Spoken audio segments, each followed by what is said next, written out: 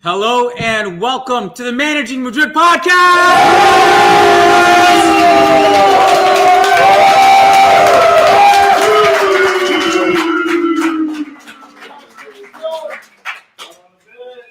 We are live in Toronto, baby.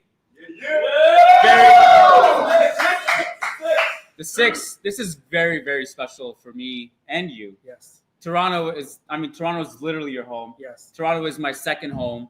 This is the third podcast we've done in the city. Going all the way back to 2021 was our first one. 21 was the first one. Mehedi was here with me. We had Raul, who I think will pop in at some point tonight. We don't know. He's from Toronto, Kenya.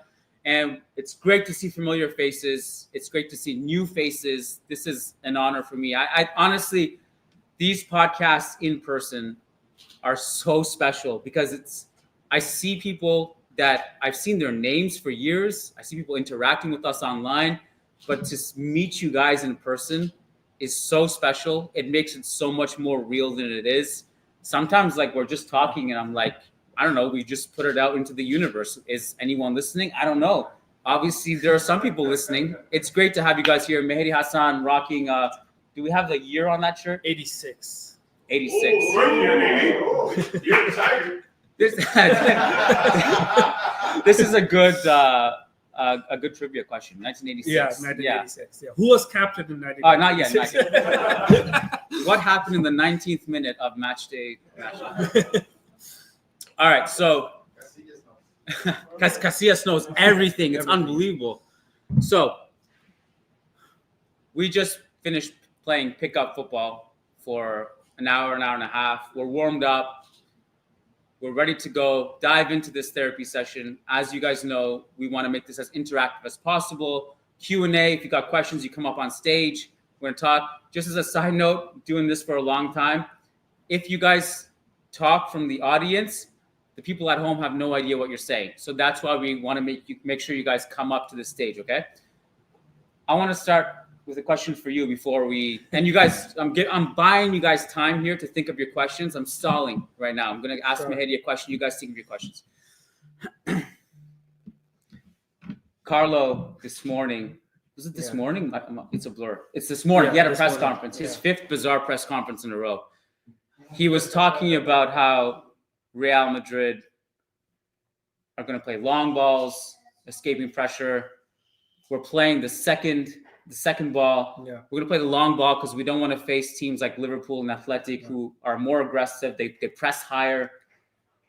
So we don't need to force the pass. We're going to play long balls. I'm just curious, that really stood out to me for a variety of reasons. I wanted to know what you think of the press conference today. And that quote, and I'm asking you because I saw that you actually tweeted about that quote. Yes. So my initial reaction about that quote was exactly my tweet that you can take a man out of Everton, but not Everton out of a man. Because long balls, first, second balls, that's the classic Sean Dyche type of Everton coach talking. And we have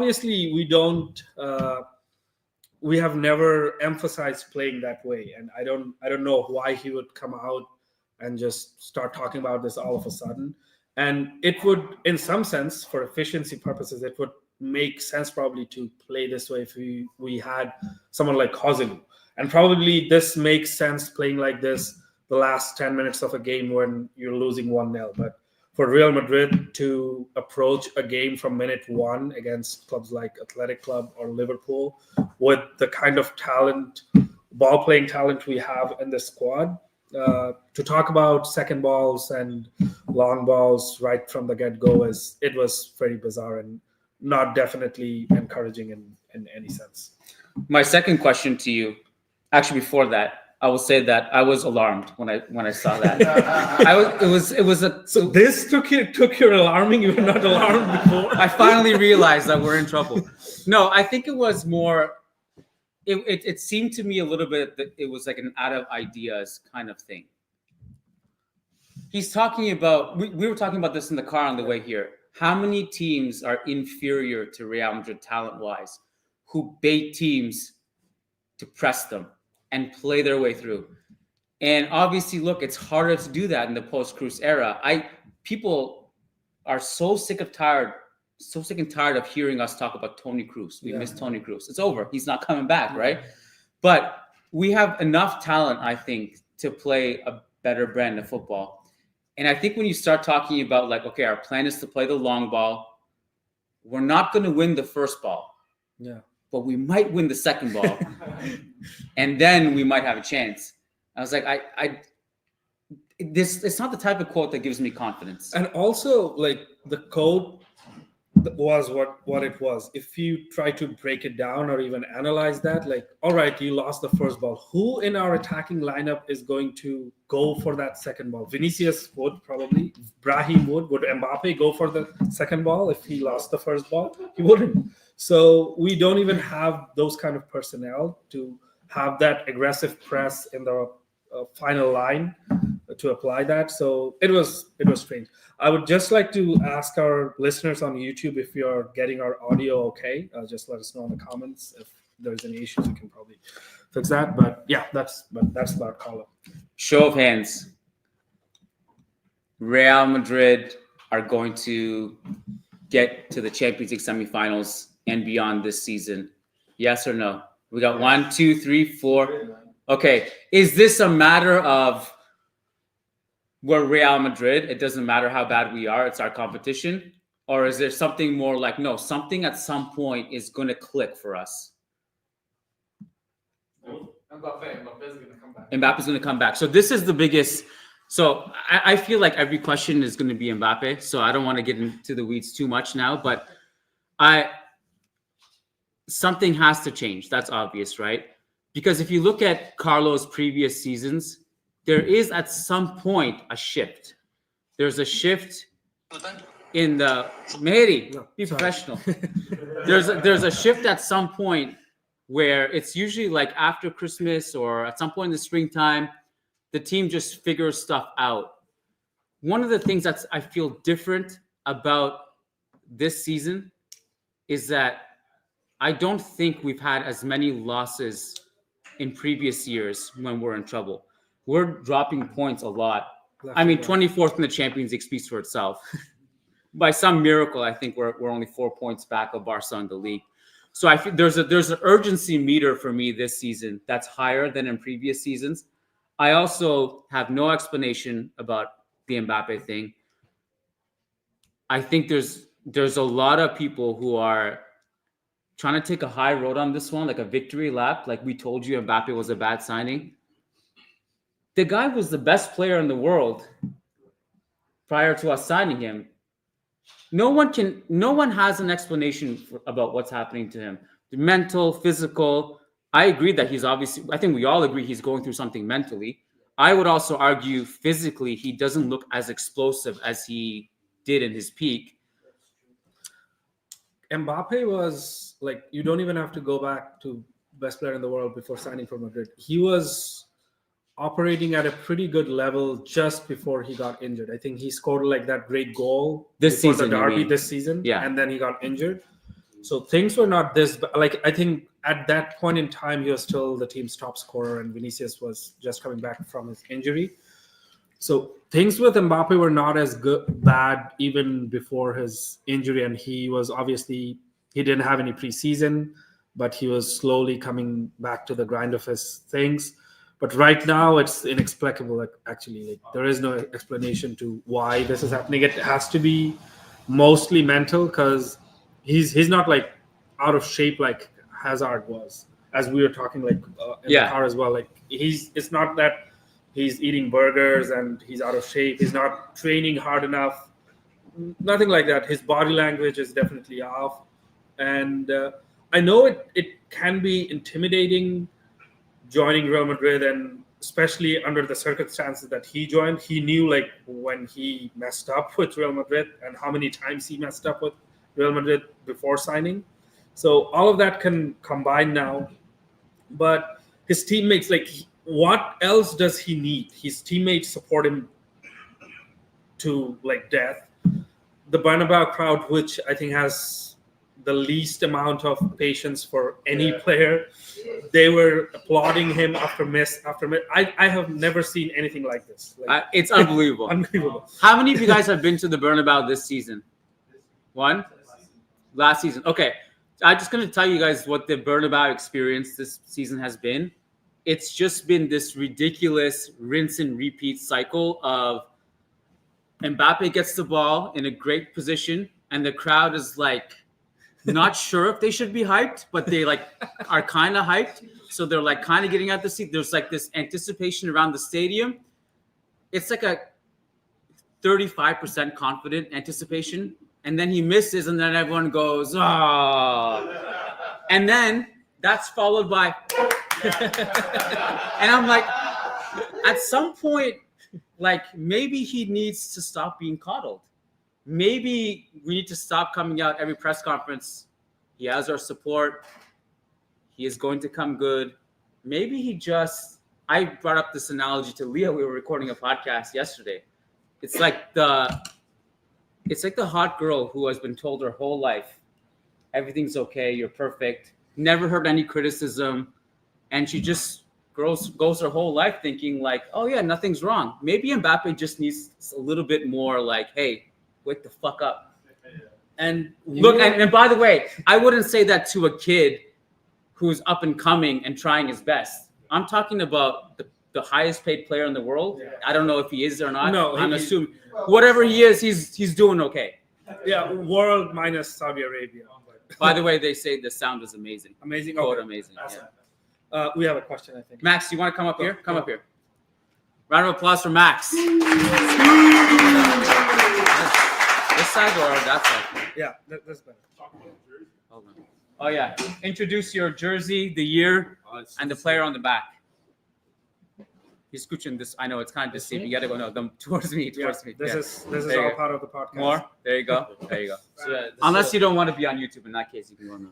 So yeah, this is a 2012 Ozil kit from the 100-point season, and I actually think in terms of Kiki Mbappe, I have kind of like an explanation in a way, or like something that I think you guys are glancing over. Yeah. And if you spend so like when you spend your basically 90% of your professional career in a holiday camp, which PSG is. If you look at Neymar, it's a golden prison. It's a golden prison. Yeah. It's like you play basically Division 5 football. You're not gonna, and you get paid what you get paid. You live in Paris, and if you look at the tendency that PSG have with coddling players, like Neymar was pre-2017, he was never that unprofessional as he was at PSG. And if you look at all the players that go there, it's the code. Like if Tuchel even said, like it's kind of he alluded to how like it's different coaching PSG. It's like you're more cuddling egos. Yeah. And like so like in France, you're not gonna. It's a great development league, but it's not a good league for you to stay from like 21 to 25, which Kiki is 26. So you think this is like PSG tax?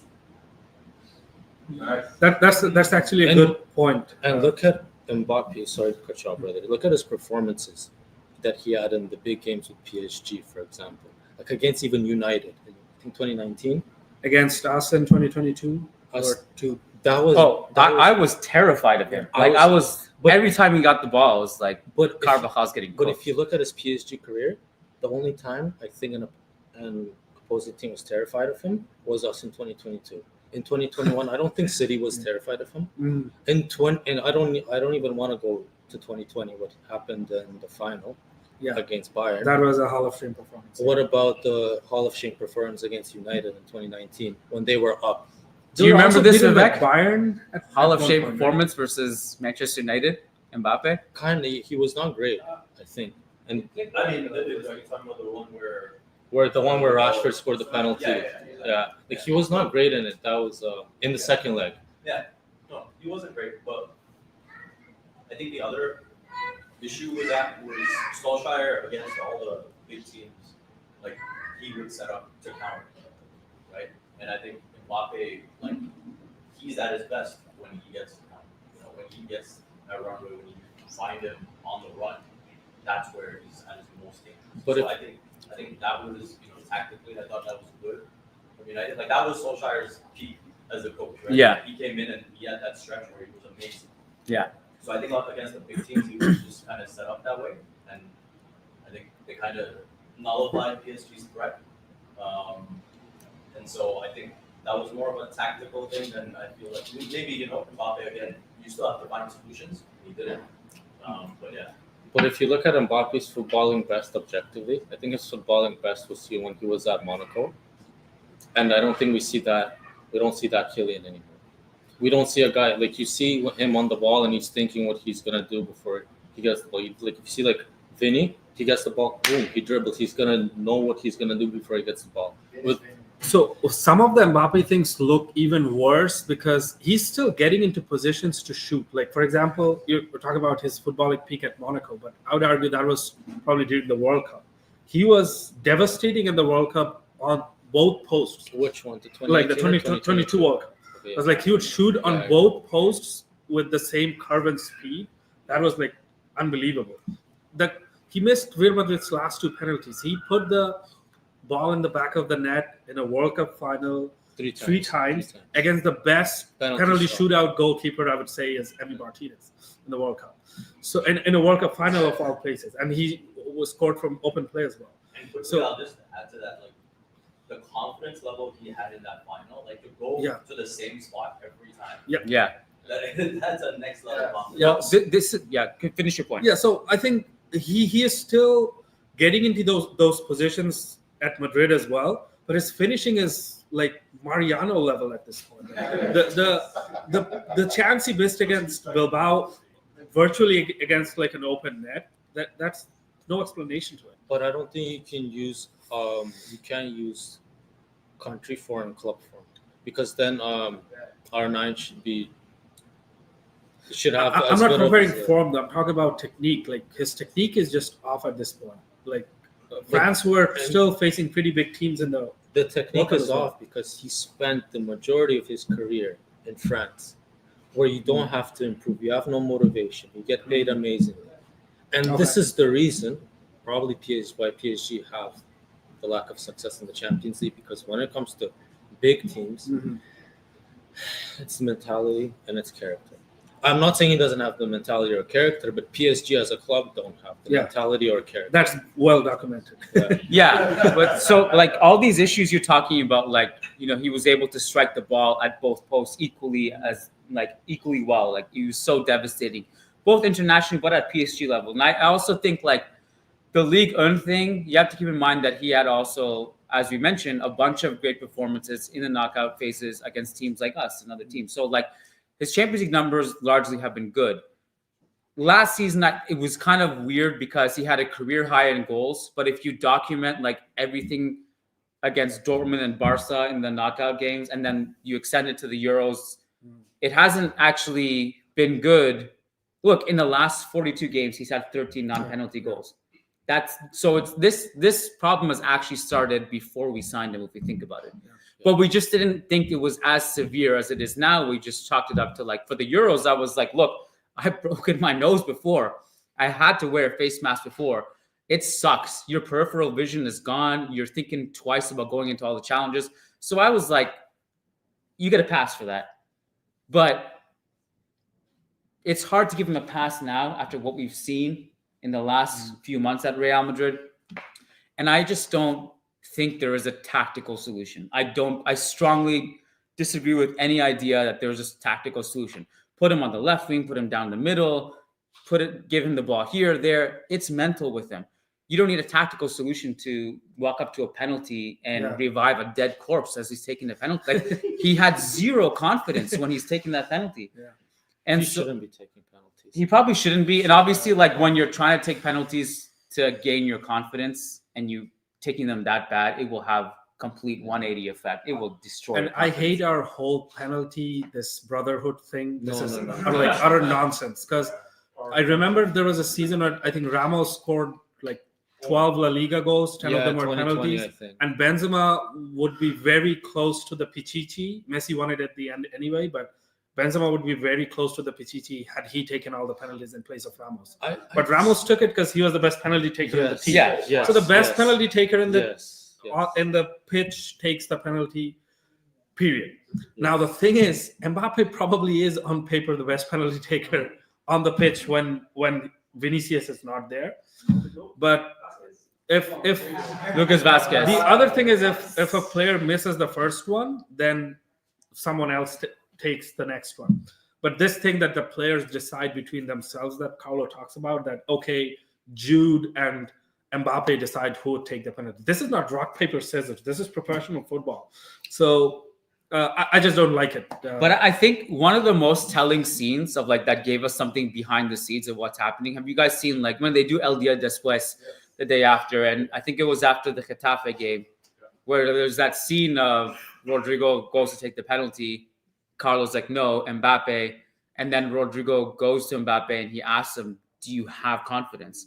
It's like, whoa. It's like Mbappe probably said more confidence than you when you took one against Croatia. Give me the ball. So I think like it's just it was kind of telling for me in that moment that like, yeah, it became real. Like it's no longer just us like theorizing on podcasts. It's like when Rodrigo's asking him, do you have confidence to take this penalty? It was like, whoa. That's PSG tax. Right? That's PSG tax. At some point, this PSG tax has to wear off. Didn't he like fight so much at PSG that Neymar can't take penalties, Cavani can't take penalties? I have to take the penalty. But he was converting them, right? Yeah. Yeah. It was in his contract. Yeah. Not in the contract. But His new contract had everything. He ran the show. Like he was the Yeah, any player who would like to take a penalty at PSG, he would do that Aladdin thing, like a club IV, and then get shipped to Saudi Arabia. All right, Max, you have any other questions? not yet. No. All right, bro. Thanks for coming on, bro. Appreciate it. All right. Next up, we got Daniel. You got a question? Right, come on up. Round of applause for Daniel.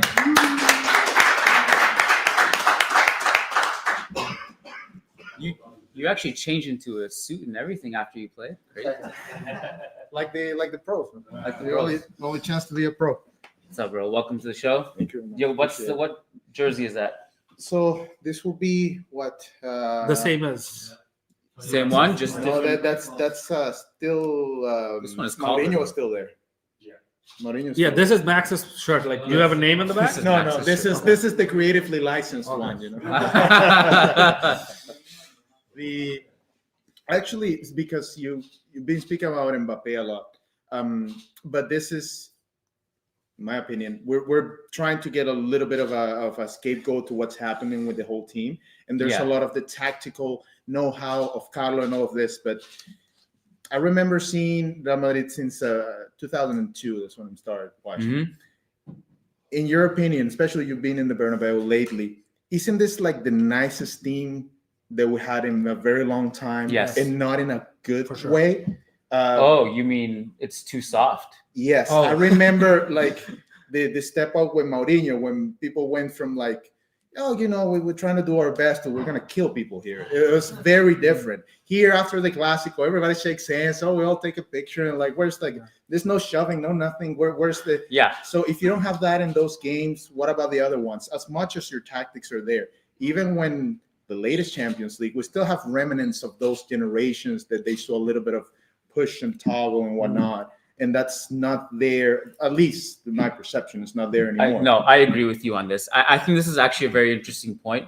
This actually, for me, goes back to last season when Vinny was getting racially abused in so many stadiums. And I personally felt that there wasn't enough like camaraderie from the team to back him up and defend him.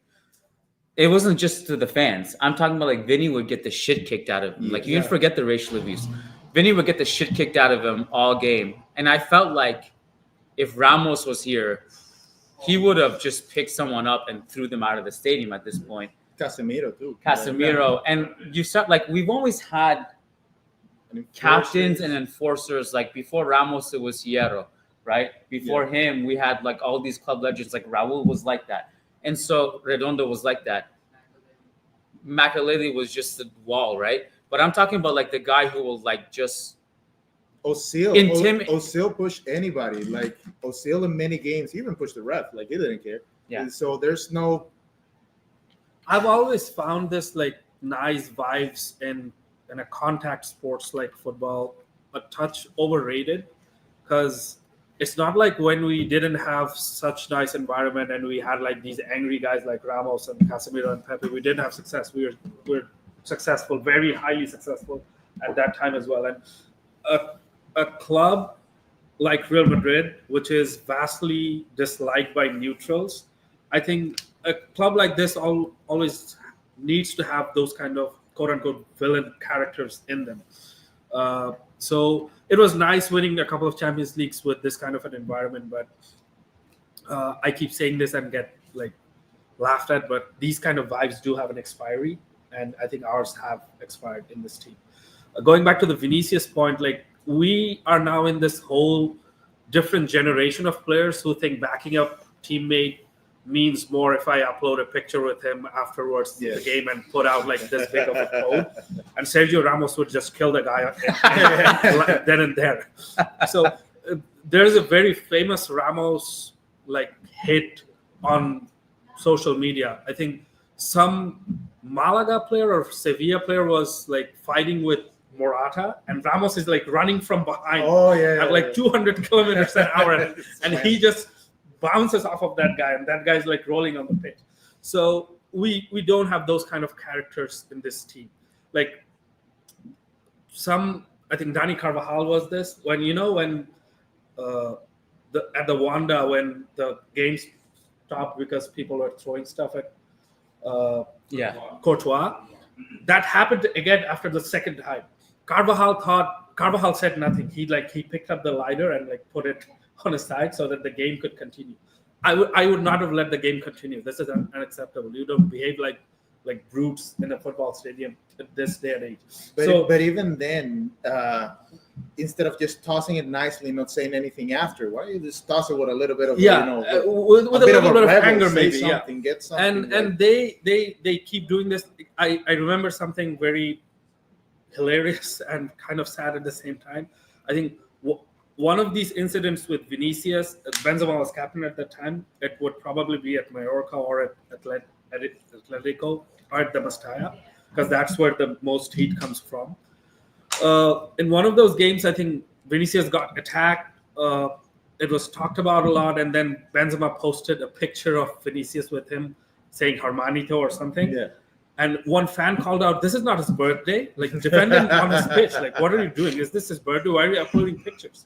So, yeah, we don't belong in a generation like that anymore. Like, this is more what you do on social media than what you do on the pitch for certain things. And I think this team doesn't have a leader in that sense. Like, Modric is a very respected person. He has been captaining Croatia for the last 200 years. But he would not do like Sergio Ramos things. And particularly for this team, we needed that character. So I think to your point, it's the leadership that is missing. There's the enforcer side of things and the guy who will stand up for the team.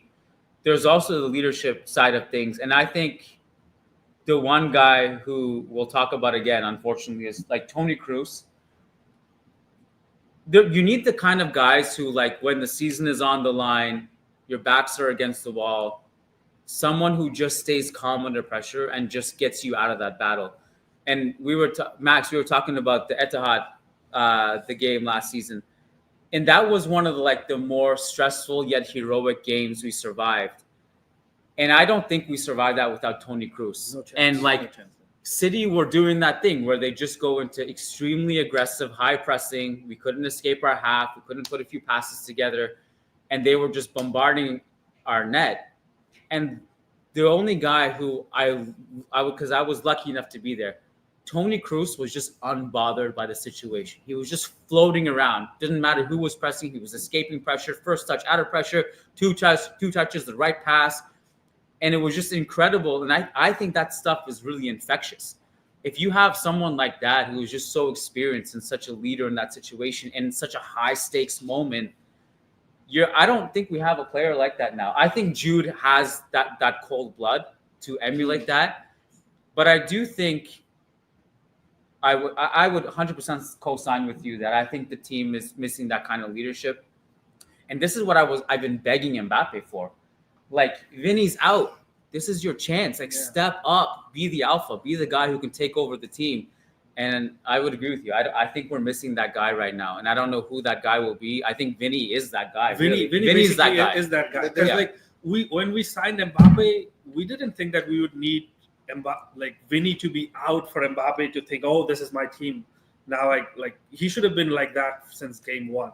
So yeah, Vinny is that guy. Vinny and Jude. I keep saying this, like Vinny is face of this franchise, and after him it's probably Jude.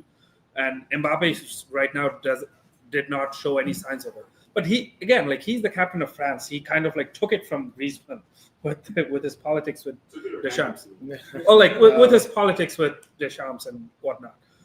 So you expect better from all of these guys, like Mbappe. Well, there was a just as leadership styles. There was I don't remember if it was Levante, it was or Alaves. It was white with blue. It was back in Cristiano's time, like before. This was before Zidane. So I remember he goes up for a jump. He gets clobber in the eye, starts bleeding. He gets patched up. We're losing 1-0. It was raining. It was That's an during awful Mourinho. game. That's during Who was Mourinho. it that got hit? Cristiano. Ronaldo. And he scored a volley without a fucking eye.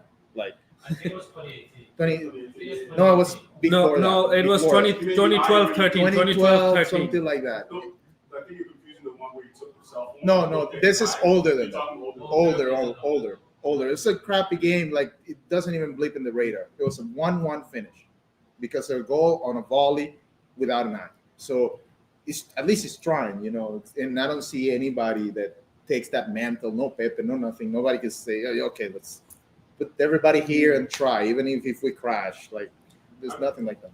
I would say that I thought Rudiger. Yeah. Taking that header and getting clogged in the face, not recently. Yeah. Last 2 seasons ago, last season. I thought Rudiger would take on that. Sure. On the road. Yeah. I can't tell if Rudiger is a leader or just a psycho. He's just very aggressive. Yeah, but so what this thing you're speaking about the ability to recover and transcend and then take over the game despite some of those tribulations. I think that's one of the things that, like with Mbappe, it's hard to root for him because if Vinny has a bad finishing game, has a bad dribbling game, if Jude all of a sudden starts missing 3 empty nets in one game, his passing is off, you never have to like question or think about, are they working hard? They're forgivable. When Fede Valverde gave the ball away against Atletico, you're like, please don't apologize. I apologize to you. Like, I'm so indebted to you. You work your ass off. You have 3 lungs. With Mbappe, it's like, all right, what else are you doing? Like, are you working hard? Nope. Are you pressing? Nope. And it's like, it makes it like, that's why Vinny is so easy to root for. Jude is so easy to root for because it's not just about like, we understand athletes all across all sports throughout the history, like of sports ever, have had dips in form. It happens. It's cool. But really, I think the body language, the effort matters to me. And I just don't see that from Mbappe in a positive light. And with Mbappe, you can, I don't know how much this will make sense, but you can kind of sense from thousands of kilometers away that with him, he is probably more bugged about that everyone's talking about his bad form rather than his bad form. With Ronaldo, he missed the penalty against Bayern and he said, I owe you in Champions League, one Champions League, and then he won 4. So just to make sure that everyone's happy. So, and what Mbappe is doing, there's going to be a Mbappe interview with Canal Plus, I think is the channel. It'll release on Sunday where he just talks about, oh, I'll be back. Like, you don't worry about me. I'll be back. I'll be so good. So, and this was done before the Bilbao game. So right now we're in the cycle where players think about these aesthetics of even during bad form, how they're looking, how their image is looking. Previously, during Ronaldo's era, this was just not a thing. You're in a bad form, you get out of the bad form by playing well. So that's no longer there. Now they have to justify this with all these other PR moves. Mbappe, I think, also uploaded a story of himself, which said, like, enough of this, time to show who I am. Yeah. Like, bro, everyone can see who you are. Don't bother. I think it was Ibrahimovic. in an interview that he compared Pep with Mourinho, and he said, "I would have killed for Mourinho." So maybe the what's lacking on Carlo, because we can always say, yeah, his tactics, but the same tactics got us other wins. Maybe it's more on the style of, he's more like letting everybody go. What he actually needs is to be, instead of the good cop, the bad cop. To be honest, like in terms of man management, I probably I don't trust his tactics, but in terms of if anyone can man manage this team out of mess, I probably trust Carlo more than any coach, because we were just talking about his quote about the long balls, right? But I think after losing to Liverpool, he said, "We'll be in Munich in the final.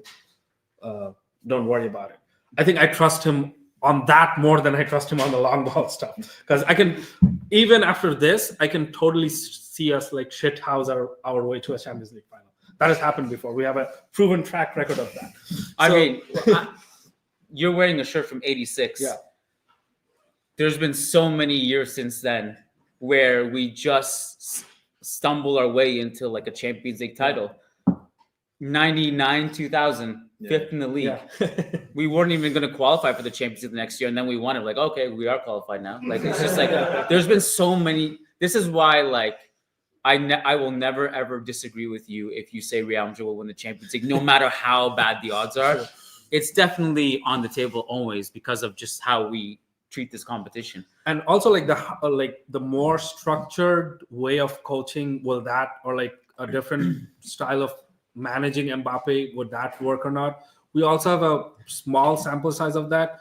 You saw that clip where Luis Enrique is really trying to hype him up to press with Michael Jordan quotes and everything, and Mbappe is like, "All right, okay, so, I'm gonna be out of here in 2 months anyway. Good luck." Did you have any other questions, Daniel? No.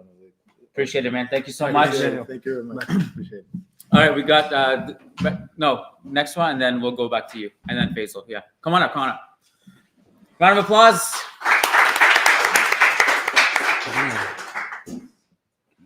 There we go. Okay. All right, what year is that jersey? Oh no, this is based on the anime One Piece. Okay, Yeah. 96, 97? Maybe like 60s. Awesome, man. Welcome to the show. Thank you so much. What's on your Thank you mind? for having me. So first of all, the new format of the Champions League. Yeah. It's very different. It's unique, Yeah, and I don't think it suits Real Madrid because we are playing so many different teams just in the league phase, and then you have the knockouts phase, and then you have a qualifying phase for the knockouts. yeah, So it's a lot more games. It's against a lot of different teams from a lot of different countries, a lot of different playing styles. So some things are, you just have to go through it to experience it and to get used to it. And this new format, I feel like it's having a problem with Real Madrid, especially with our players. If you look at this, you'll see that most of our players are top players and they play for the top international teams in the world. yeah. And last season, the schedule was hectic, especially with the Euros. And then what? There was the Nations League or something. Yep. The schedule for our players has been immensely hectic. So we can't place all the blame on them completely. We have to take into account that they're playing 40, 50 games a year. And I think that it's is more. insane. Probably around 60 even with cup No, the competitions. Club World Cup, I think if Real Madrid makes it to the final of every competition, it's going to be like 72. 72, yeah. That's an insane fixture list. That's a game, like two games a week. It truly is insane. 72. I mean, look, that's like if you max it out, but Yeah. it's crazy. We're probably not going to play 72. We're not playing the Copa del Rey final. We're gonna quote this. If we would play 72 games, we win it all. Remember that comment. Yeah. Yeah. So listen, I mean, what's your take on it? I honestly, like, I had questioned it before the season started. I was like, this new Champions League format, we're not really good at leagues. Yeah. Leagues are not our thing. Like, Yeah. The thing is, so this is not my take. This is basically Sid Lowe's take. I heard him saying this recently about Real Madrid's Champions League form in the league stage. So previously, we always had one team twice. Like there were two legs even in the group stage. So Yeah. even if we messed up against like Sheriff in one leg, there was a way to get away with it in the second leg. This time we have just basically lost that. So Yeah. Real Madrid in the previous format, we have had really good group stages, but we have also had like bad group stages where we came second in the group but still made it out to the knockouts, and then it was fine. I don't think the playoffs is like a big deal because it's just it's a fancy way of saying round of 16, basically, the playoffs, just to make it sound a bit more dramatic probably. But the group stage definitely impacts clubs like Real Madrid, who would not be so great at one leg in one of those games and then be really great in the other leg. We don't have that opportunity anymore. Yeah, but I think this is easy. Should be easier. Well, Look, if you can't finish in the top 24, I'm sorry, you don't deserve to be in this competition. Do you know how bad you have to fuck up to not be 24th?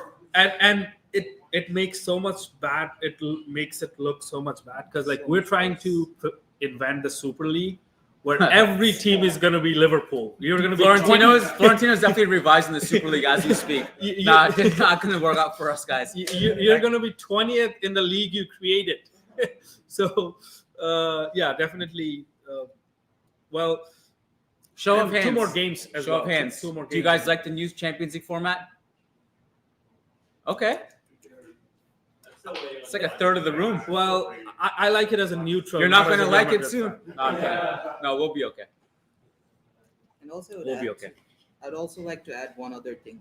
Like I said before, all our players are top players on an international level.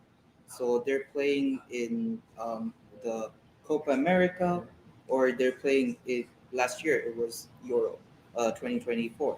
So that has had a knock-on effect on our season. I feel like our top players having faced all those tough games in such a short span of time, and then coming back, having about just 2 weeks gap between the start of preseason. Yeah. That has definitely had a knock-on effect on our season. But even then, it shouldn't have gone this far. There should have been changes.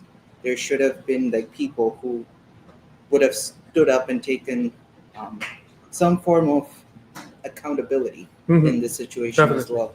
So like players like Ramos, they would have done that. They would have stood up and taken accountability. It goes back to what you guys said a little while ago. Yeah, and look, I mean, to be fair, also to just Carlo and the entire situation of the back line being decimated. I honestly, it's such a freak occurrence to have, what is it, 5 ACL injuries in the last 2 years? I think if you count the Castilla and women's team, it's more than 10.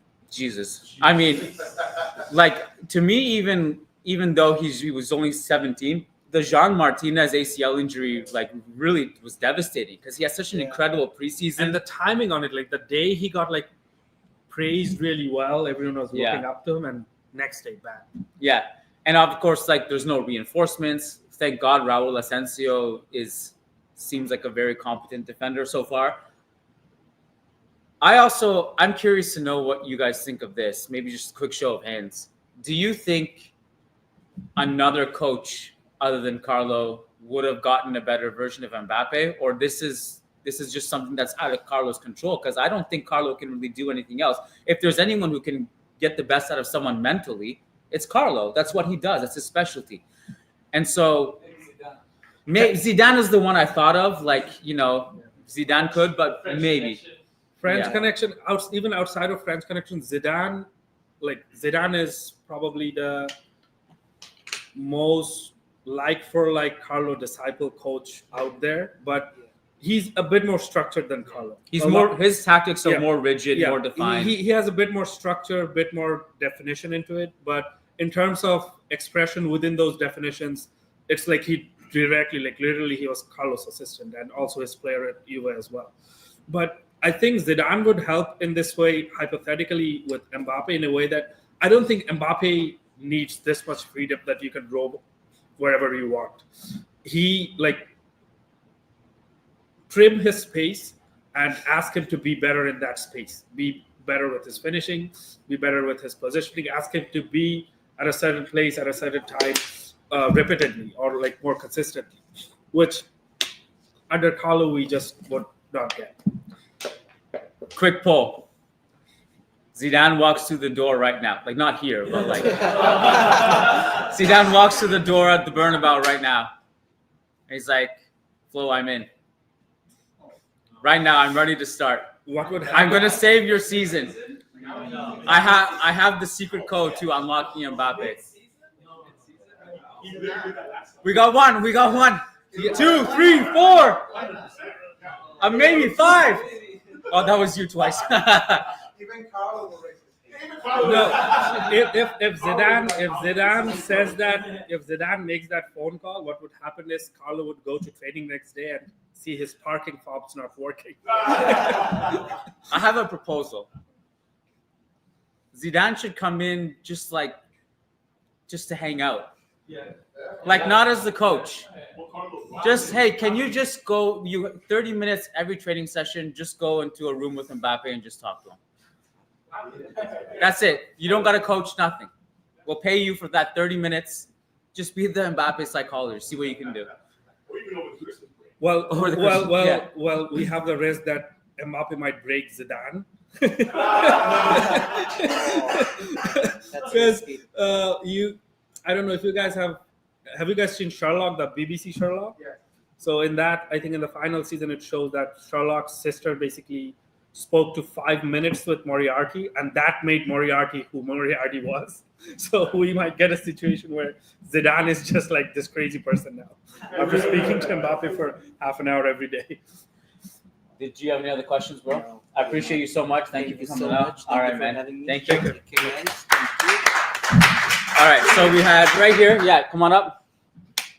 Welcome. And then Faisal. All right, this is clearly last season's jersey. Yes. Welcome, man. Thank you so much. Jude Bellingham on the back. So 23-24, Jude Bellingham. Love it. I wore this jersey at the Champions League final. Oh, you in were there? Wembley, yeah. Oh, Nice. Yeah. 6. Love that. Yeah. Love that. Yeah. What was that like? It was my first time watching football in Europe. I was at the Bernabeu right before that. Yeah. But any big European Champions League games, my first time. Yeah. I was just awed by the Bro, I environment. just What a have to game. stop for one moment. Barcelona fans listening to this shirt has been closer to a Champions League trophy than your team since 2015.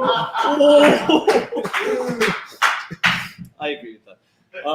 But it was just an incredible environment. Just the whole event itself was amazing. But then when Carvajal did that header, Yeah. it just just the stadium erupted, and that's when I knew, okay, this is what Champions League means. These are high stakes games. Yeah.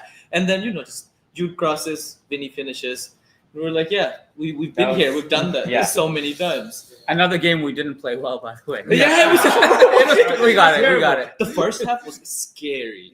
Mhm. I was scared when Atletico Carvajal scored. It was so bad. Yeah. Yeah. But for some reason, when Carvajal scored, it felt like, okay, yeah, this happens in the Champions League final. Remember the players score headers. Yeah. And apparently they did that in training sessions. So it was like a set play done beforehand. So Yeah. that was just incredible to hear that. Oh, we actually plan ahead. Yeah. Real Madrid in Champions League finals is a very difficult team to beat. And I'm not I would probably say this even if I was a neutral. Yeah. Yeah. Well, yeah, history speaks for itself. Yeah. Yeah. What do you have a question? Yeah. So even before I ask the question, I just want to say, you guys have been doing this amazing thing for a while. I travel a lot for work. So sometimes, when I'm traveling, I just listen to Managing Madrid. And you guys say it a lot. You might not be listening to us, but doing something else. But, you help us get through tough times. I appreciate it, man. Thank Yeah, you. It means a lot. thank you. So we've probably created one of the most impactful, incredible midfield trio ever, Modric, Kroos, and Casemiro, right? And slowly, it's withered away, and now Modric in his last legs at 38. We have really good defensive two midfield options. However, we've been seeing this season that a lot of the attacks are coming through this defensive midfield gaps that we have. So we need to clearly clog them. We have Ceballos, who just came in as a Hail Mary, but performing very well right now. Tchouameni, Camavinga, injuries all the time, and then you have maybe Arda. Would you? I don't know where to place him. Is he a number 10? Is he an 8, 6? We don't know. He's a 22, right? But given all of that, like you guys are the experts. What do you think we can do to just clog this block in the defensive to midfield transition in defense and offense? For what it's worth, I think our defense has improved in the last few games. I think if you look at the way we lost to Athletic last game, it was not necessarily. I mean, the first goal was. The ball comes in and it goes behind Asensio. The Courtois can't hold on to the rebound. The second goal was just a freak giveaway. But if you think about Leganés, Osasuna, and then Athletic, those are the three, right? Our defense has improved a little bit. I think we've been less aggressive with our press, which has been important because we can't press, so stop doing it. So I think Carlo usually the Carlo experience is this. We start the season pressing, and then at some point, like November, December, he's like, yeah, we can't do this. We're gonna low block. Injuries. We're not quite at low block stage yet, but we're like gradually going deeper. We're one Raul Asensio injury away from low block. But even when we had low blocks, like we could do counterattacks. For some reason, we have the fastest players in the game, but we can't do counterattacks. It's just sad to see. Yeah, no question. And so I think the defense has improved a little bit the last 3 games. Yeah. Right now, I don't know how you guys feel, but for me, it's like we're almost there, but we're also really far away. If you think about like the things that if we tweaked it, we would have improved so much. If our defense was better, if our ball progression, now I'm going to list like 10 things, but like our ball progression was better, but like the one big one, if we had just signed Kylian Mbappe, not Kiyan Mbappe, like Kylian Mbappe, and he's taking his chances, this season looks so different. If he's holding his runs against Barcelona in that first half, this season could be different. And don't tell me like Hansi Flick's offside trap, masterful. Real Sociedad the next game were like, yeah, we're going to bypass this. Like, it's not an impossible task to hold your run. Anyways, I just think like we're kind of there. Like we're almost there, but we kind of feel really far away. The injuries have killed us. Camavinga was so good when he came back, and he's out again. Like, keep coming. It's a revolving. It's unfortunate, and I'm amazed he hasn't come up. But Tchouameni has had a really poor season too. That hasn't helped at all during the Camavinga injuries. So, I think just to add to that, would you put any blame on our like physios or like our whole health structure? Because there's been a lot of criticism recently. I think there has to be some sort of blame because we keep saying this that for every team the schedule is really tight. Injuries happen at every team. No team has 10 plus ACL injuries in the world. So there is a time, Carvajal's injury was a really bad contact injury. The other, like Militao's first one was not a very big contact. The last one was Courtois got injured in training, I think. And Alaba's one also wasn't related to a harsh contact. So there should be more investigation regarding this. Like, why is this happening at this particular institute at this frequency? This is obviously not normal. The club hired Carvajal's nutritionist who got gluten off of Carvajal. So the club hired her, so no gluten for anyone. Anyone. So that's good. That's probably good.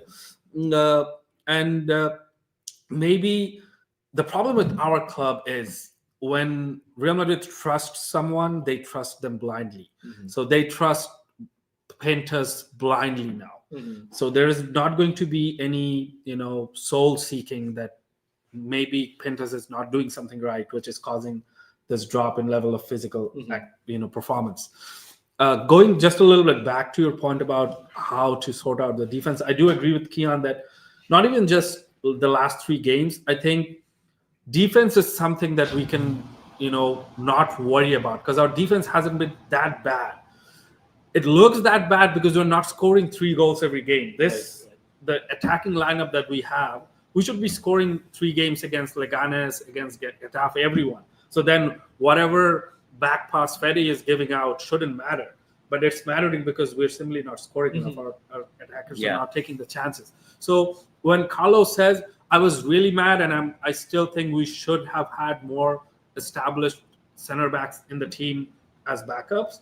But when Carlos says that Alaba would be back, Tchouaméni is here, Asensio is playing at a high level, I sort of understand that for now, because he can probably, put some more structure into the defense anyway. But going back to your point, like, why is our defensive midfield so messed up?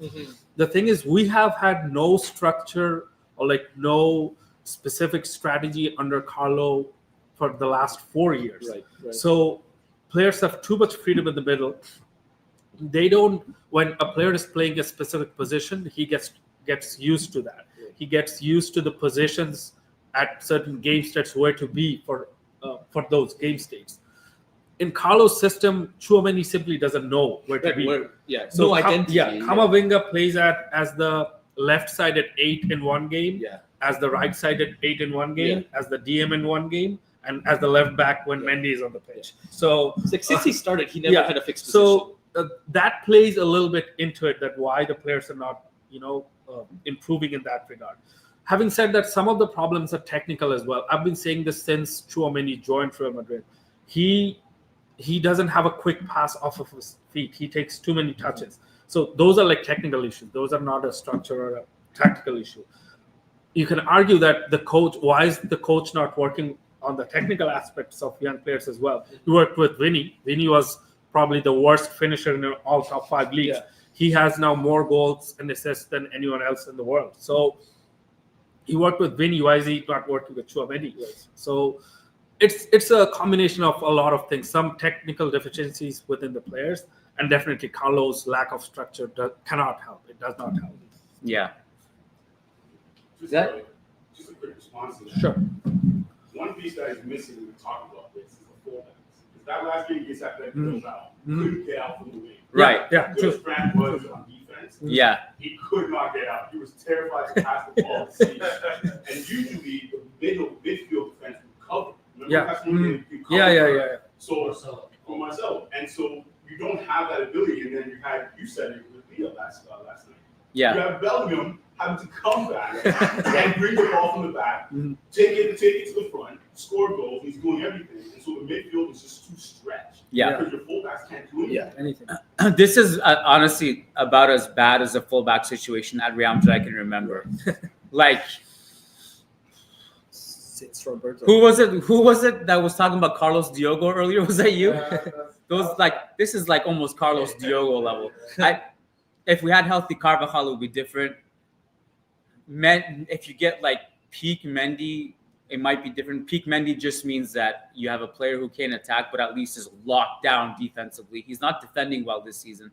Fran Garcia, for what it's worth, has been fine. I agree with you. He could not do anything on the ball last night or 2 nights ago, whenever it was. And it's a situation where Real Madrid historically have always been so dependent on fullback production because it's such a demanding scheme filled with so much chaos. You need fullbacks who just go up and down two-way and can put a cross in, get into the final third, provide overloads, and then run back and defend. But we just don't have that right now. It's a really problematic situation. Yeah, what's up, Yusuf? Injuries. Like part of that also has to fall on the club. No defensive signings in how many years now? Yes. And guys like Mendy, sort of get about injury issues. Carvajal had a good run the last few years, but sort of also gets injured a lot. Militao, ACL, Alaba last few years was injured. Like we went for Euro, didn't get him. Like I get the whole point of we have our target, don't get him, we don't. Like, we're the guy where we're like, hey, you do what we don't, and we do whatever we want. But you have to sign someone eventually. You know what I mean? And we're at a point now where our defense has been good, but you have no players, and I guess you could say the injuries this season, but you have to sign someone eventually. Yes. And this has been coming for the last. We've had the same conversation the last 2 or 3 years, where by Christmas we have 3 injuries in our back line, we have 4 fit defenders, maybe if we're lucky, the whole squad. Like at some point, it has to. Yeah, that I would agree. I agree with you, and that or or use the youth team if you're not going to sign anyone. I like Raul Asensio. We only know about his ability because it was an emergency. Right. I mean, I think it's might be time to unleash Jesus Fortea from Clubinho A, the right back, 17 years old. I'm pretty sure Carlo doesn't know who he is. Carlos like Clubinho what? Positive. Under Castilla, a level below? No Never chance. been the other side. Yeah. Any other questions? Did we No. answer your question? I don't know if we did. What was Yeah, it I about? mean, we couldn't. None of us have a solution, right? Oh, Carlos' yeah. problem. Yeah, we would have been at Madrid right now. Yeah. All right. Thank you, bro. Thank you Appreciate so it, man. much. All Thank right, you so man. much. Thank Thank you so much, Take Mehedi. care. All right. Faisal's next, I think, right? Yeah, come on up, Faisal. I got some questions for you too after this. Yeah. What's up, bro? I'm good. How are you? This is 2018 business. 2020. My favorite jersey. Oh, that's a nice one. Yes. One of my favorite jerseys. 3-0 PSG. Thank you. Yes, sir. All right. Well, first of all, thank you to the Managing Madrid team Thank you, for bro. hosting this event and for all the podcasts. And the second thing for the viewers and the listeners, if you have not joined the Discord server, what are you waiting for? Discord. Yes, We have please. a pop in Discord. Are you guys in our Discord? If you use Discord, get in our Discord. I think if you just search Managing Madrid Discord. Yeah, it shows up. It's Yeah. just a community server, not like a private one. Yeah. All right. So for my question, it's a little bit more theoretical. So from the current squad, in 10 years, who do you think is going to be the core of our team? 10 years is a long I know that's time, why, bro. because so that would realistically take out Mbappe, Vinny. They'll be like mid 30s to late 30s. So he's 27, right? So 37. Vinny's going to be like 35. Bellingham's going to be 31. So potentially he could still be in there. But realistically, you got Guler, you got Hendrick, you got I don't know if you want to count Asensio. We haven't seen much, but Asensio is who do you think? You can pick three, I guess. This is so hard. It's a little bit more This theoretical. Too much depression right now, so let's take a little bit down the line. You know, like I remember, I once did a mailbag in 2017. I think it was 2017, maybe it was even before. Someone was like, "What is the starting lineup in like 5 years?" And I got it all wrong. It was like Jesus Vallejo, Odriozola, Marcos Llorente, Borja Mayoral maybe stuck in there. I don't know. What else? Teo Hernandez, I think I snuck in. Marco Asensio, I think. Yeah. You go for it, bro. 10 years, the only realistic from this team, I would say Jude. Modric? It could be. And still playing Nations League games for Croatia. So Jude, I say this because Vinny is like a bit older than Jude, right? He'll be So, 35. yeah, he would probably be at Al Hilal at that time.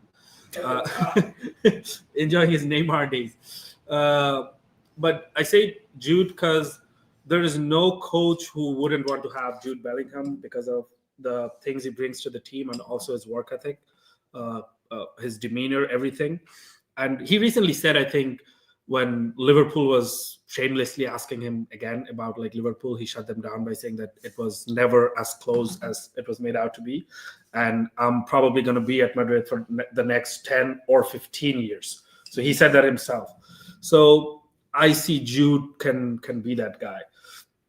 I would have said Vinny if you would say 5 years, Vinny would definitely be the face of this team in 5 years too, unless like something really drastic happens health-wise, like a really bad injury or something. Vinny should stay on as the like number 7 face of the franchise guy. 10 years, I would say Jude. Sure. I don't know. This is hard for me. I honestly think Jude is a lifer. Yeah. So 31 is pretty young. And by 2034, they probably have like so much tech and medical stuff that, you know, he might go another 15 years. Yeah. I'll co-sign on Jude. The rest, I don't know. Based on optimism, I'll go with Arda Güler. That's my show. And I guess, I don't know. I guess let's just start naming young guys. Hendrick. Arda Güler is going to be at Arsenal in 10 years. Yeah.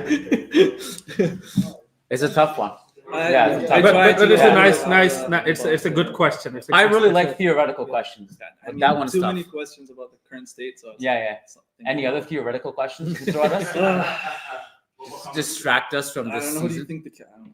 What was your question? What about Camavinga? He's Oh, for sure. Yes, Camavinga is Yeah. Jude's He should have been the agent. first one on my Yes, team sheet. true, Yeah. True. What about our links to Trent Alexander-Arnold? You guys want to chime in on that topic? My opinion on Trent is that I would sign him in a heartbeat. I think offensively, he's generational. I also think it would be really cool to see him paired with Fede Valverde on the right side. I don't think Liverpool has ever had a right central midfielder on that level to help cover some of the defensive side of things with the fact that he's out of position so much. I think he also solves some build-up issues. He is, the fact that you lost so much of Toni Kroos's long-range passing. Trent helps with that. Helps with a lot of things, set pieces, just offensive production. He's young. Hopefully we get Jude Bellingham scouting him a little bit. They're like best friends. And also we get out of this brotherhood formula of who takes corners, free kicks. If we have Trent, he takes every free kick, every corner from both wings. But, no, I think for Madrid, if not free kicks, well, we kind of had a designated free kick taker in Alaba for some time. Then it was Rodrigo for some time. Benzema tried it one season. It was awful. I think he took 29 free kicks, didn't score from any one of them. Scored from one of them, I think. So Trent obviously is a massive upgrade to our current fullback situation. Now, I'm not saying like he's a better defender than Carvajal. I think in defense and defensive positioning wise, Carvajal is still the better player. But this team needs more offensive production, or as you were alluding to, like we need someone who can get us out of pressure when we're at a tough spot. Our current fullbacks just can't do that. So yeah, I stand on both Trent and our fellow Canadian Alphonso Davies. Fonzie. Question about that. I don't know if you heard that. Apparently, rumor is his contract with re-signing with Bayern is positive. I don't know if you want to. What I saw regarding that today is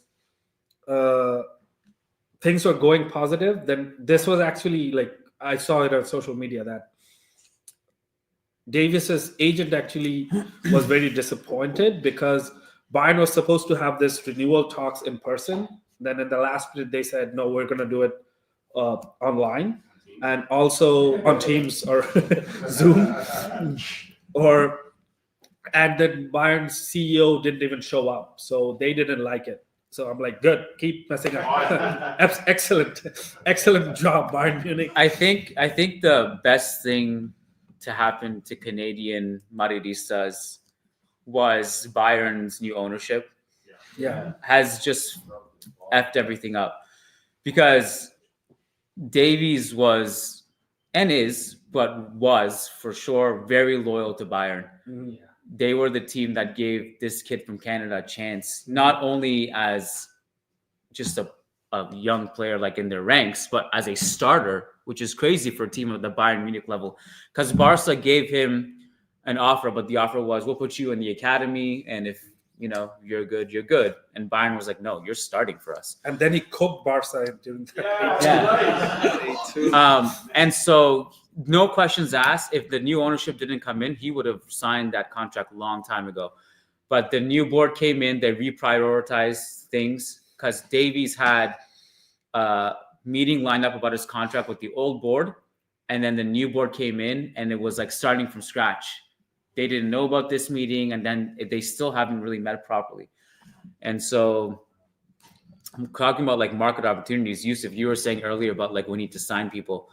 Real Madrid in the last few years has operated in a way where they don't go out and sign people unless they really, really want them. Alternatively, if there's a market opportunity like a free agent, like Rudiger, that falls into your lap, you take it.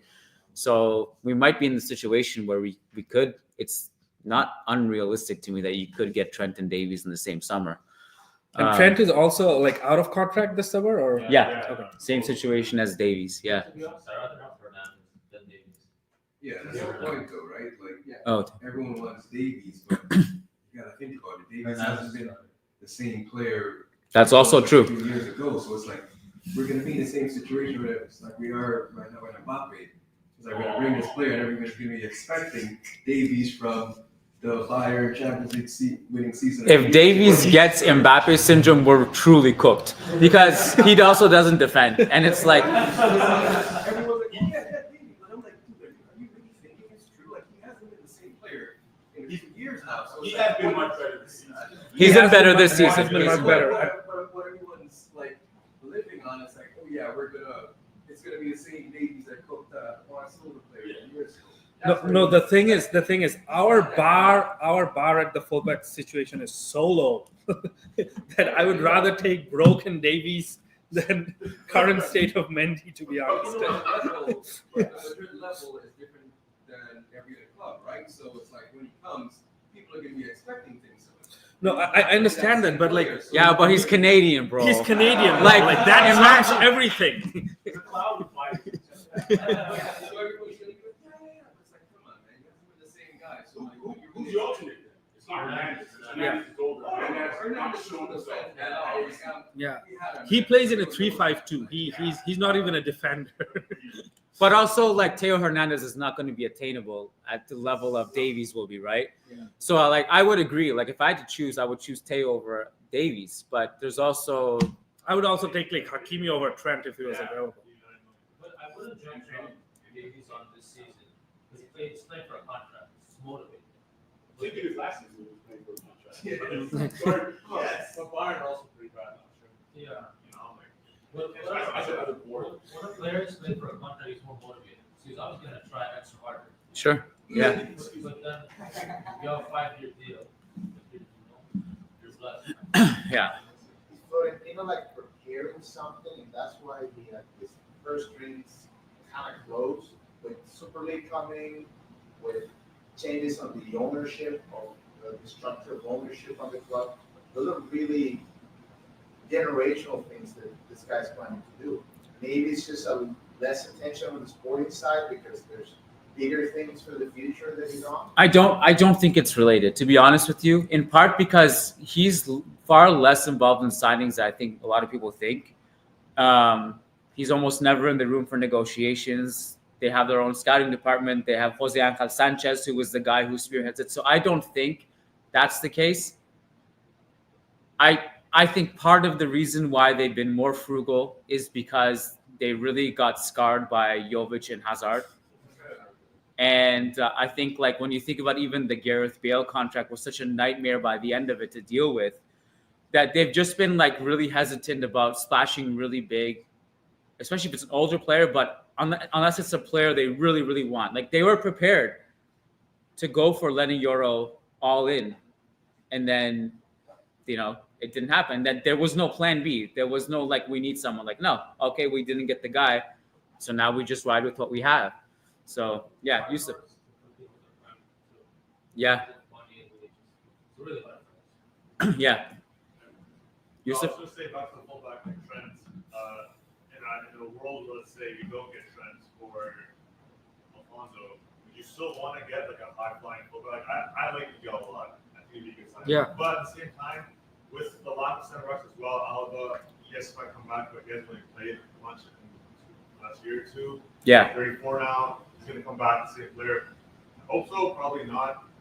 Militao, hopefully he gets back to the level, but still not a lot of depth there. Would you want maybe to start looking at the new kind of fullback where it's kind of like a hybrid center back, guys like Varane? I'm not saying him because he's also A versatile but guy. someone like that, like Ronaldo, Timber, Calfiori, these kind of guys. Would that be the kind of profile where they're comfortable on the ball, can Yeah. play out the back and progress the ball? You don't need Jude jumping in every time. For sure. But they're not these flying fullbacks who are gonna fly into the box like like Marcelo would or Frank Garcia. I like him, but I don't think he's long term. For sure. Yeah, I mean, I think that versatility helps for sure. I mean, you don't even have, like, if let's say theoretically, if you got Guardiola, you don't have to play him at left back. You can play on center back, but at least you have an insurance policy in that, like, if we lose our left back, you can play there. This is why Nacho was so valuable, right?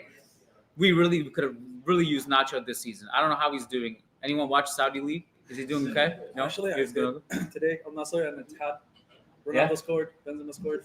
Yeah. Oh, Within 2 they minutes, played I each think. other? Yeah. And then it's a had one. Like I'll look that last, up on Twitter. 92nd minute, I think it We gotta move on. Yes. But Thank you so appreciate you much. so much. Thank you, Can we thank you. give a quick shout out to the TAC Thank you, Sports thank staff who have to be here all night waiting for us?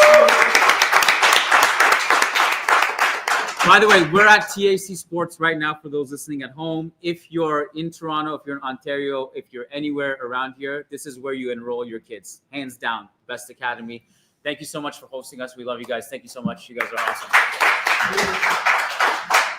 Vivek, come up. We got our first Manchester United supporter in the house. I think it is the charger. You can take off the charger. What's that? I think it's the charger. Oh, it just keeps pulling it up. All right. Yeah, maybe I'll just switch it up. Welcome in. How do I don't. Where are you these days? You're at Sportsnet. Where are you? Yeah, so I'm writing for Sportsnet, doing general NBA coverage there. Yeah. And then I have my own Substack called Raptors in 7. If any of you are Raptors fans, go ahead. Any and check that Raptors out. fans here? 1, 2, 3, 4. Okay. Can we have a 10-second Raptor segment?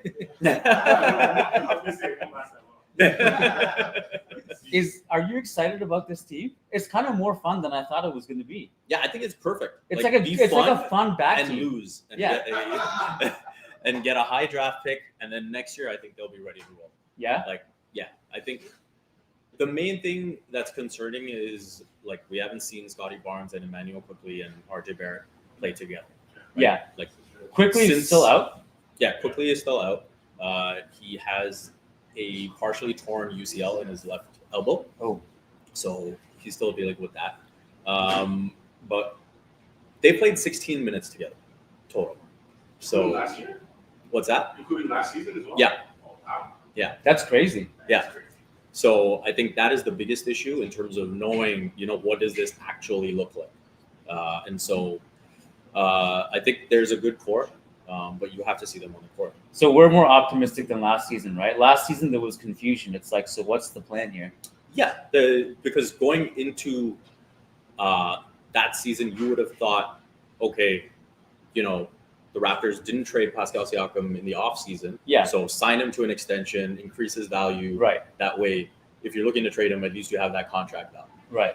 They didn't do that. So then they traded him for pennies on the dime. Yeah. And so now you're trying to recover from that. The OG deal worked out nicely, right? Yeah. Obviously, you got Quickly, you got RJ Barrett, who's looked really good in a Raptors uniform. Yeah. So I think it's just about, making the most of that Siakam deal, because you got the Pacers pick that led to Jacoby Walter, who has looked pretty good when he's played. Ochai Agbaji also came in the deal. He came in the second part of the deal with Utah. Yeah. He's developed a lot. And so I think if those two can hit, then you have another pick from the Pacers next year, which right now is actually looking pretty good because the Pacers are not playing well. Right. So we have our own pick this year. Yes. That's important. Yeah. Yeah. So that's part of why, being fun and losing is the best. Works out. Yeah. Yeah, works out. Works out. Doesn't help the water though. Your prices are still Yeah. Yeah. No, that is tough for sure. Yeah. And I don't like that they've priced out a lot of fans with it. Like, just going to games this season, the energy hasn't been the same. Like, the best game so far this season was the Vince retirement. Yeah. That was crazy emotional. That Yeah. was unbelievable. That was the loudest I've heard the building since the Raptors were defending champs. And I remember, in that moment when they were just cheering for him as he's like walking up, I was like, man, it's been a while. Yeah. And we're so used to having these great Toronto home crowds, right? Raptors fans especially. So for it to become a lot more corporate now is a bit frustrating. But hopefully, we have a team that will at least be worth paying for again. We'll be back. We'll be back.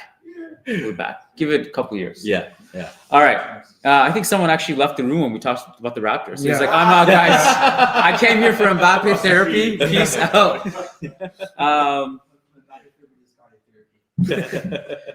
This is what I wanted to ask you. And Mehedi, if you have any questions for a Manchester United fan, shoot.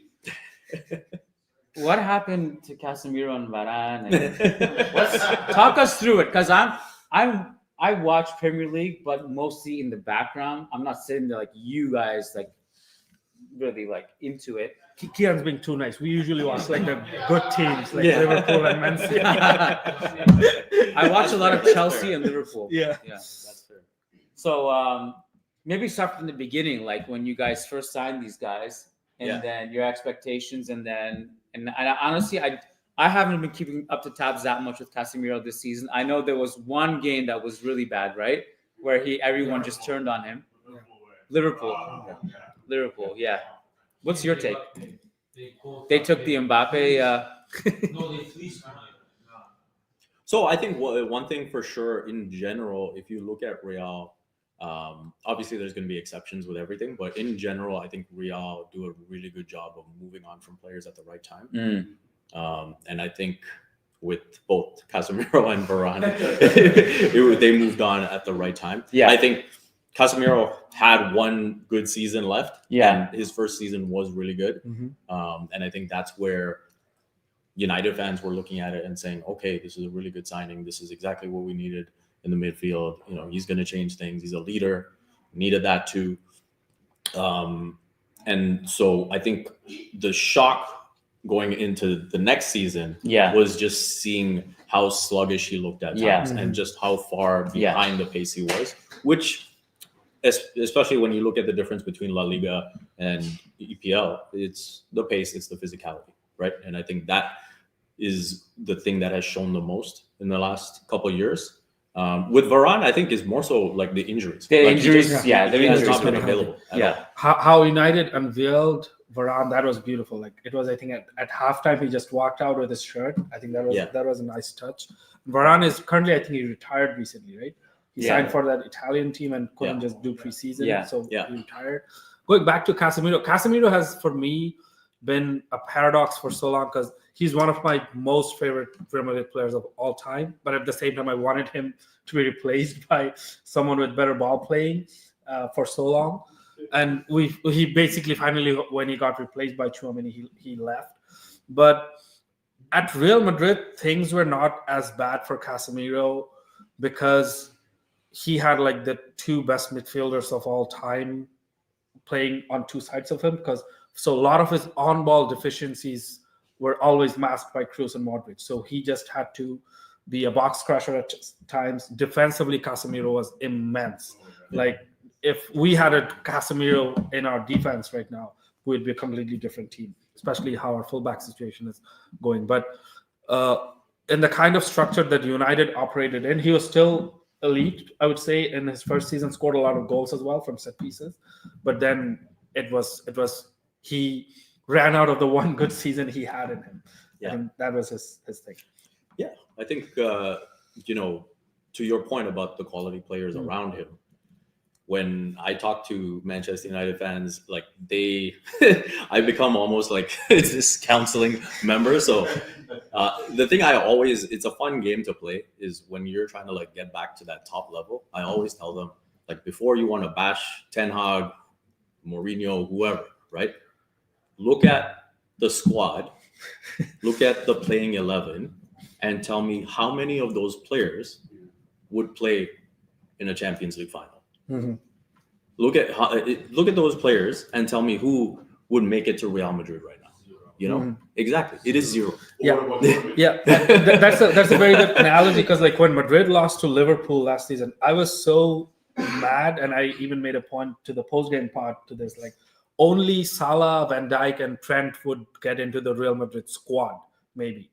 But even then, we were so bad. I was so mad at it. So that's always a good way to compare like where your team is at. Yeah. So right now, beyond that as well, just in terms of a general Manchester United problem, is the infrastructure, right? And so I think it's a step in the right direction with Ineos coming in and taking over the football responsibilities from the Glazers. Because when Ronaldo comes in, it's like I was gone for 10 years. I came back. Everything is the same. Carrington is the same. There's no way you can be a world-class team if you've let yourself just become archaic like that. So I think those are the things that have to change first. And then once you have that, then you have to get to a stage where you're making the Champions League consistently, right? Because that sheen has worn off from Manchester United. If you're a player and you're looking at Manchester United, you're not saying, "Oh, they're Manchester United; they'll make the Champions League." You know. And if you're that caliber of player, you're saying, "I have to be in the Champions League," right? Unless you're chasing money and something. So I think that is where United need to get back to. Yeah. Is making not just, oh, we flew to a 4th place finish or a 3rd place finish and now we're in Champions League and then we go another 3 years without it. You have to make it year after year and people are like, okay, I can literally have my entire prime and be in the Champions League and actually compete for big trophies. I think one of the things we were always curious about when you guys signed Casemiro was like, he didn't seem like a Ten Hag type player. Yeah. Like you need to like be able to be very press resistant, escape pressure, be important in the build up phase, be a good short passer. I mean, you guys are after Frankie de Jong at that time, right? Like totally different profiles. Yeah. And again, that's where you get into these makeshift options, right? And it's like you went so hard for Frankie de Jong the entire summer. So there was no real plan B. And then it just so happens, okay, now you're desperate.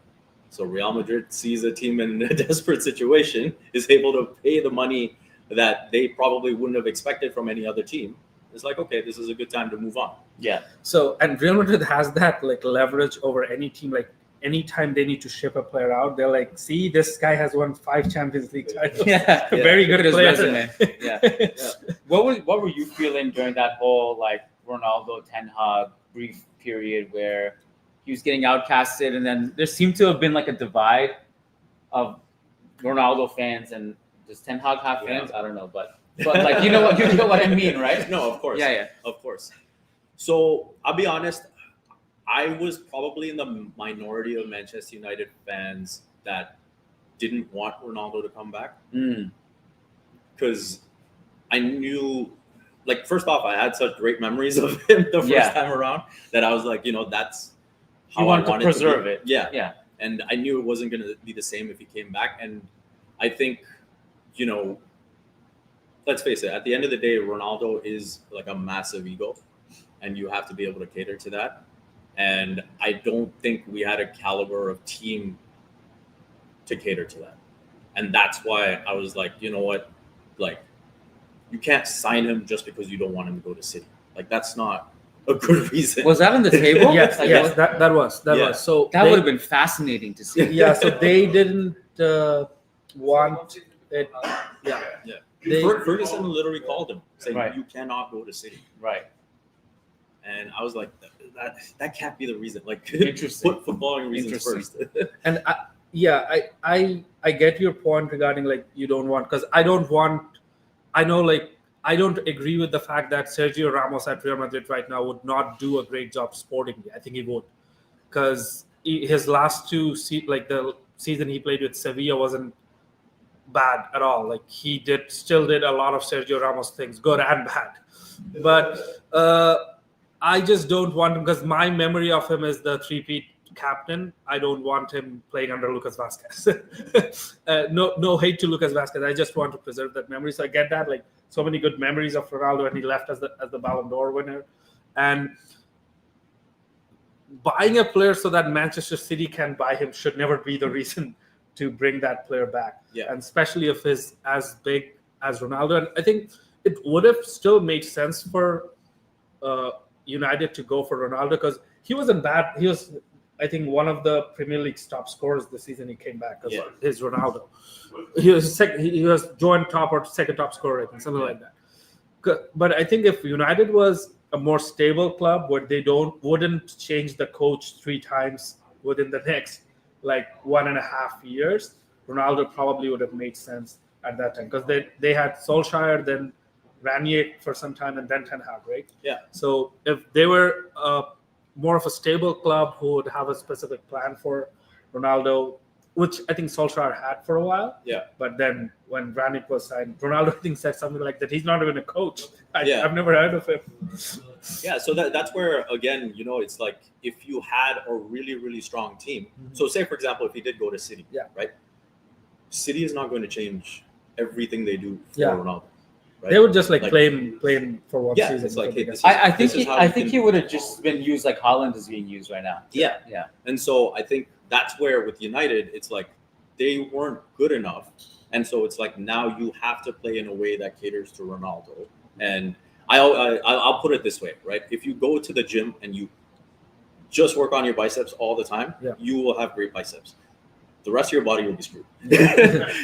And that if you watched United during that phase, it was like, yes, everything is played through Ronaldo to get Ronaldo to score. And so Ronaldo was scoring. United wasn't winning. and that's just how it played out. And if we needed a red team doing that, we can just watch Portugal. But like for Portugal, it still makes sense because I still think he is essential to that Portuguese side. And if they're doing that, it's not the worst thing in the world. Like I would rather still have Ronaldo at 38 than someone like Gonzalo Ramos on those. Well, the one thing I would love for Ronaldo is if he could embrace a role as a super sub for like a top team. Yeah, I'd love to see it. I don't think he'll do it. Yeah, but it would be amazing. Yeah. You know, you look at some of these top clubs in Europe, if he was willing to just be like a mentor and come on in the 60th, 70th minute and say, if your team is down 1-0, it would be amazing. Because all elite strikers like kind of go through that. Like, because Ibrahimovic did that. Raul did that for Madrid at one point for Ronaldo, like of all people. And there was like other strikers as well, like Higuain. So I don't think like the Ronaldos, the Messis, they wouldn't accept that. So you go somewhere where even at 45, you're the main player. So Messi chose that for him. Ronaldo chose that for him. You just lose out on the minutes, right? The reform would diminish so quickly. That I feel like you need that. But weirdly enough, for Portugal, he started taking that step back. And he's actually assisting the last Nations League. It was insane. I was like, who is this guy? Right? Didn't he score again today? Like I saw him trend. Oh, we were talking about this, right? Yeah. And with Ronaldo, one thing is like physically, I think he's better than anyone in his age group in the world. Period. Like there is no argument over that. Well, I think he's got some competition. LeBron's right there. I think. Well, in football. In football. In football. I thought we were talking. Modric. Do you think LeBron will ever get to that phase where he's like, I'll come off the bench now, or he's just going to retire as a start? Like, no, I don't think so either. Yeah. He got what he wanted. His son's playing with him. He's hit all his milestones. I think. I think Ronaldo's will try that with Cristiano Jr. I think that's in the contract. But actually, while we're quickly talking about this LeBron thing, when you guys were talking about, this whole penalty distribution that's been going on with you guys, to me that shows that the chemistry isn't there, that the bond isn't there yet. Because I will draw an analogy to when LeBron James first went to the Miami Heat, and they lost to Dallas in the finals. Yeah, and they've talked about it since, where LeBron and Wade in the summer after losing those finals, they went and hung out, and Wade went to LeBron and said, "Hey man, this is your team." Because that whole season they were like, I don't want to step on your toes. Like, you're LeBron, oh, you're D Wade, And I think when I saw the first time, the penalties were being shared and this and that, people don't want to step on toes right now. Yeah, I feel the same way you do. I think there is like a little bit of, it's almost like, was it you that you brought up the fact that we're too nice? There is a sense of over humility. And I think Vinny doesn't have this problem at all. But I do think Mbappe, I don't know what the word is with him, but he seems a little bit meek almost. He's like, I don't think he would be behaving like this at PSG. He'd be like, he'd just feel more alpha than he is now. This is where I think the coach has to step up. Because as you're saying, like hanging out and everything, Vinicius and Mbappe hang out even before Mbappe signed for Madrid. And they like Vinicius does Mbappe's celebration after scoring a goal himself. So to cheer up Mbappe, there is like too much friendship, too much brotherhood, too much friendship FC, too much friendship FC. So the problem is that's where the coach has to step up and set these things right up. Like, okay, you take the penalty if you're on the pitch. If you're not on the pitch, then you take the penalty. It's a bizarre system that Jude and Mbappe now decide, Vinny and Mbappe now decide. That like if Real Madrid get 4 penalties when Vinny is on the pitch, Vinny takes the penalty. That's how it was with Ronaldo. I think he felt so bad for Benzema at that one season. He let Benzema take 1 in his whole 9-year illustrious career, and that's fine. If you're the best penalty taker in the team, you take it, and that's how it has been set up by other coaches. So there has to be a bit of some lack of friendship here and a bit more of authority from the coach. I think could be. Yeah. Mehedi, don't you feel like because Vinny was that person. Yeah. Went to Brazil, missed the penalty, Mm-hmm. came back, and then they had a penalty, and that's when all of a sudden it was like, oh, who takes it? Because you just missed for your again, like the coach should tell the player that it doesn't. Luis Enrique, just before he outcasted Ramos forever from the team, Ramos, I think, missed 2 penalties in 1 game for Spain. And Luis Enrique came out in the press conference and he said, if we had gotten another 2 penalties, Ramos would take those 2 as well. So that's where football is a sport where coach can take these kind of decisions, that it doesn't matter if you have missed a penalty for Brazil on Mars, you'll take the next one. Because Benzema missed 2 against Osasuna just before the City second leg, and then that guy took a Panenka. So yeah. But shouldn't they be fighting for this? Like a few years ago, it'll be players fighting for who takes the penalty, who takes the free kick. No, you. So because probably shouldn't the players be a little bit more egotistical, maybe? The thing is, probably at those times, those players had a bit more quality from set pieces. Like Mbappe can never say at Real Madrid that I want to take a free kick. Everyone will laugh at him because I think he hasn't probably even hit the wall in his last 300 free kicks for PSG. But honestly, that's the problem I expected. Like remember Matt had a whole segment on this where he was like, this is going to be a problem. And who's going to take the penalties? Are people going to be happy? We're having the opposite issue now. It's like, yeah. So with Mbappe, we just did not foresee this. We had, speculated that there might be a problem in the dressing room, but they're very friendly with each other. But yeah, his problems are completely different than what we originally anticipated. Yeah. Listen, bro, I'm so glad you made it up. Appreciate you. Round of applause for Vivek.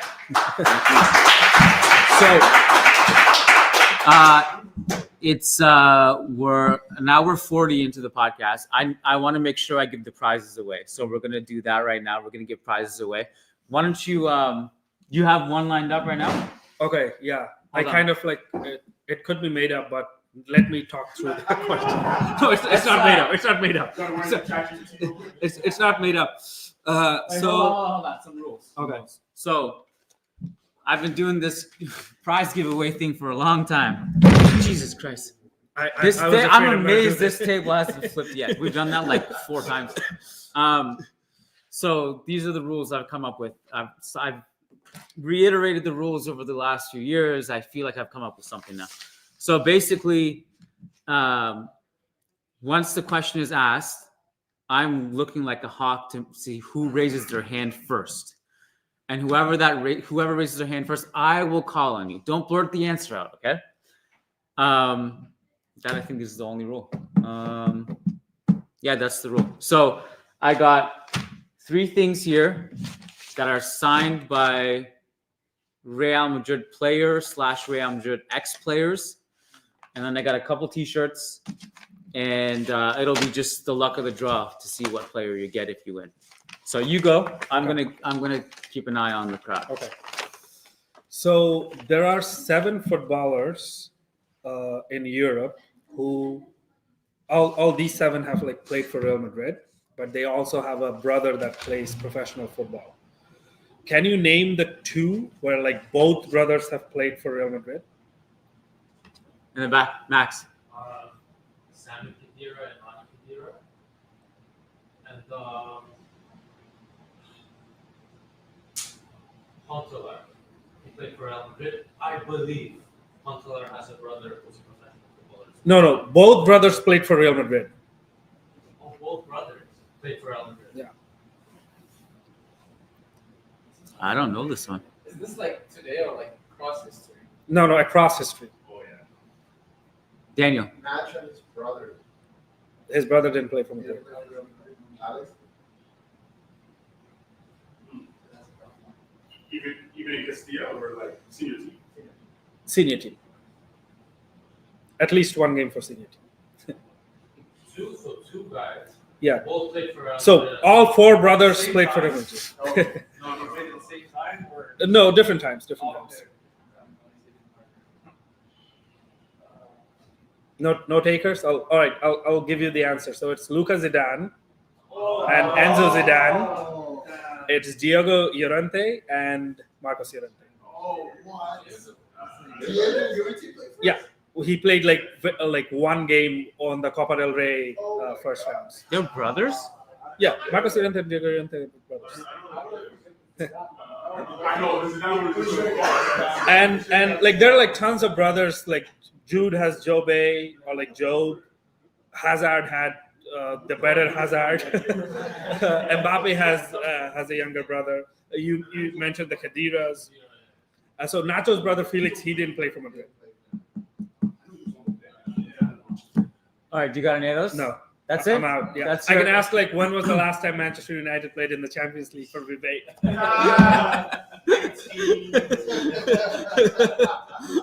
What is the answer, actually? I'm curious. It's like, Oh, well, this is a question then. well, that's the question. That's the question. No one knows. Well, Vivek will easily win that, so it'll be unfair. All right. So I got to pull out some questions now. Okay. I have a range of questions. They vary in degree of difficulty. Who was the first goal scorer in Real Madrid history in 1902, I guess? The first ever official Real Madrid goal. I think I've asked this at the Toronto podcast. You mentioned this at a recent podcast with someone, but I don't know the answer. I think it was an Irish or Scottish. Close? First goal or first player? Goal? No, goal.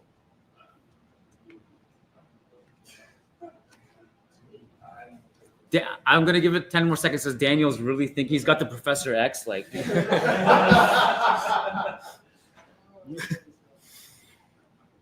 no, okay. So Arthur Johnson. Oh, you were about to guess it, Max? Come on, man. I looked it up. That was Oh, you looked. Oh, come on. Boo!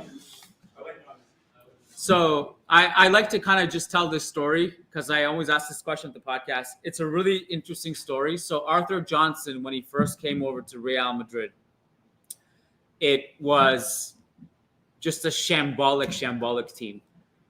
The way that the official matches worked at that time, the players didn't know the starting lineup. They were drinking beers on the grass. And then the goalkeeper would sit on a lawn chair in the net and just drink until there would be a break. And then he would put his chair in the net and then try to save it. So when Arthur Johnson came to Real Madrid, he had this revolutionary idea of, hey, guys, Let's not drink. We're not going to drink. And we're going to figure out the starting 11 before the game. And he's the guy who scored the first official goal. He's Irish. He is, it's a little bit fuzzy. He's British. If you look him up on Wikipedia, there are like conflicting sources. He may be Irish. He may be Scottish. He himself, for some reason, never talked about it and gave different answers based on who he was talking to. It's actually a very like interesting deep dive. If after the podcast you want to go look up Arthur Johnson. This was like 10 years, 12 years before the night time. Yes. There's another stat for you today. So Is there anyone online who knew? a couple people knew the answer to your question. So someone is saying Diego and Marcos are not brothers, which is what I was skeptical about too. Luca did play for one game. Someone else is saying Luca didn't play for Real Madrid.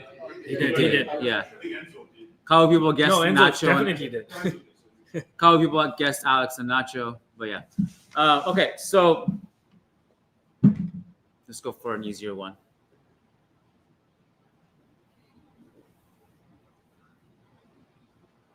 Who remembers Ramon Calderon? This is not the question. You guys remember Ramon Calderon? Okay. In one Champions League season, I think it was it 06, 07? The year is not as important, but Real Madrid were getting eliminated by Roma in the round of 16. At halftime, some random guy pretended to be an actor and snuck his way into the stadium and convinced Ramon Calderon and Real Madrid that he was the real actor. They took a picture together. The Real Madrid prepared a Real Madrid jersey with the actor's name on it. They posed together and they fell for it. And it was like one of the most humiliating times in Real Madrid history. They were getting eliminated by Roma and they were duped by this guy pretending to be a famous actor. And they presented a jersey to him. Pretty sure Calderon orchestrated this. Yes. I can totally see him doing something like the question is, who was the actor? Max? No. Daniel? Nicolas Cage. Yes. You guys, this is hilarious. You guys have to look this up too after the podcast. There's he kind of looks like Nicolas Cage, but if you've seen Nicolas Cage, you know that's totally not Nicolas Cage, and they fell for it. Also, it's really tall and it wasn't tall. Right. Who's your favorite player? Favorite player ever? Yeah. Yeah. No, it's Kiko Casilla. He signed this for you.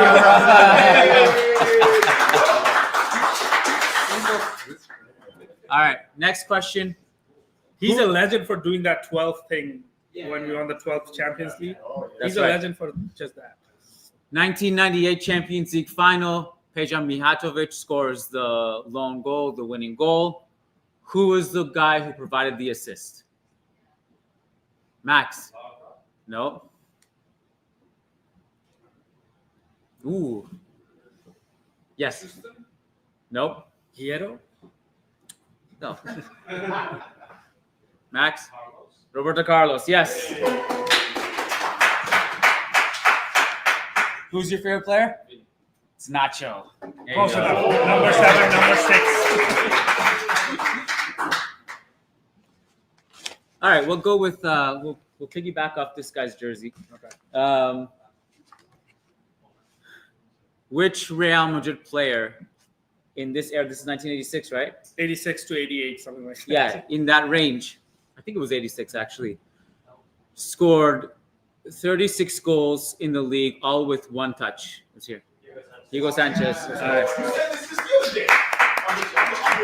Did I? It's all a blur. Who's your favorite player? It's Michel Salgado. Oh. Okay. Nice. So I got a couple T-shirts. I want to give away too. So these are donated by our friends over on Moji Mates. As you guys know, huge sponsors of the show. They got, this one is Cristiano Ronaldo, Man U, right? Yeah. So basically, and you got a bunch of Cristiano Ronaldo Sporting, Man U, the number 9 Real Madrid, number 7 Real Madrid. It goes on. The purple one, Noodle Hair, is here too. So they got a bunch of cool shirts, like any player you want, you like. Christmas is coming up. And 15 off. Managing Madrid Podcast listeners get a discount for those listening. They've donated a couple shirts to give away tonight too. Let me see what they are. This one is BBC, Bale, Cristiano, Benzema, and this one is Camavinga. Just 10 different versions of Camavinga. So that's what we need. That's what we need at Real Madrid. 10 different Camavingas. Let's do a Raptors question. Oh, come on. Yes, okay, let's stick to 2019. Which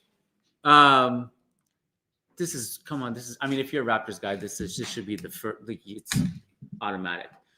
Who did the Raptors trade for mid-season? Max. Marc Gasol. Was that too easy, too difficult? I don't know. Camavinga. All right. Last one. Okay. Who did Real Madrid defeat 7-3 in the 1960 European Cup final? Everyone should know. Yeah. Yes, Eintracht Frankfurt. And this is it, BBC. There you go. I have no idea what the sizes are on those shirts, but feel free to give them away for Christmas or whatever if you want. What are we at? 9:30. We got to be out of here, guys. But as we wrap up and just hang around, if you guys have any questions you want to ask or just hang out, that'll be the opportunity to do it. Thank you guys so much. This was a ton of fun. I appreciate you guys all. We're signing off from Toronto. See you later, YouTube. Peace Do out. we still do that thing to PSG before every live podcast, or now Mbappe? We'll do the PSG thing off air. Off air. Well, why don't we get a quick Hala Madrid? 1, 2, 3. Hala Madrid! Peace out, guys.